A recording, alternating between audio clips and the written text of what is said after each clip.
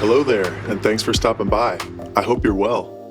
This video is going to kick off a new mushroom cultivation series featuring the North Spore Boomr Bag kit.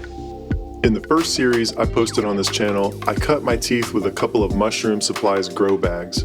I was brand new to growing mushrooms, so that was a great exercise for getting familiarized with a lot of the finer details and nuances involved with this hobby. If you're interested in following that journey, check out the card at the top right for the full playlist. So with that experience under my belt, it was time to level up my game with a proper monotub grow. Needless to say, I was excited for it. As I mentioned, I'll be using the North Spore Boomr Bag kit and my max yield bin. I should note that just like my mushroom supplies grow bag projects, these videos are not sponsored in any way and I'm not making any kind of endorsement. I purchased all of these products myself and I'm just taking my own journey with them. So this project started out on October 2nd when I inoculated the 3-pound North Spore grain bag with 3 cc's of a multi-spore syringe. 13 days later, I had some good mycelium growth going. In 25 days after inoculation, it was roughly 30% colonized, so I did a break and shake on it at this point. After the break and shake, the bag was fully colonized within about a week. However, I let it sit because I was still using the max yield bin for another grow at the time.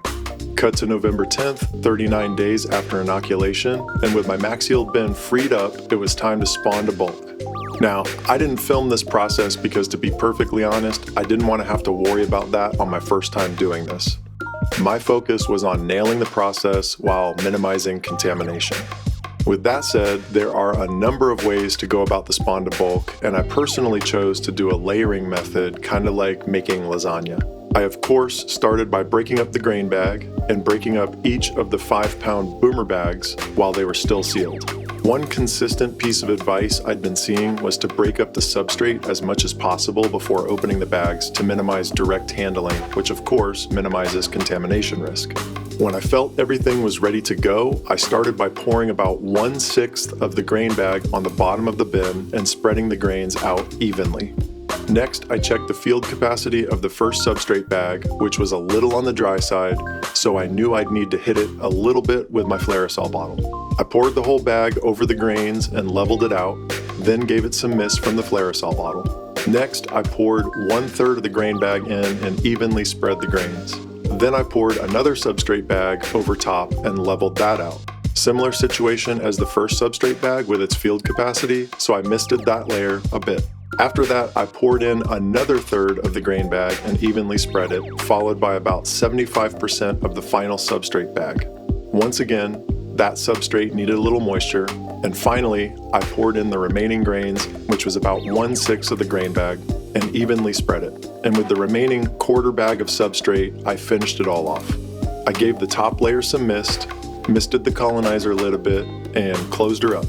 I have no plans to open this bin for at least 10 days, so I covered it up with black plastic to let the mycelium do its thing in the dark, keeping my fingers crossed that it would be contamination free.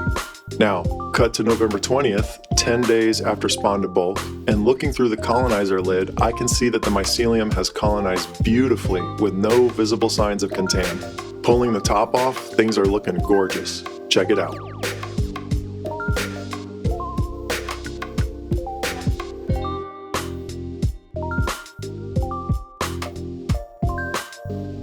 We're close enough to 100% colonization here to put this cake into fruiting conditions, so the only thing left to do is swap out for the ventilated lid and let this mycelium get to pinning.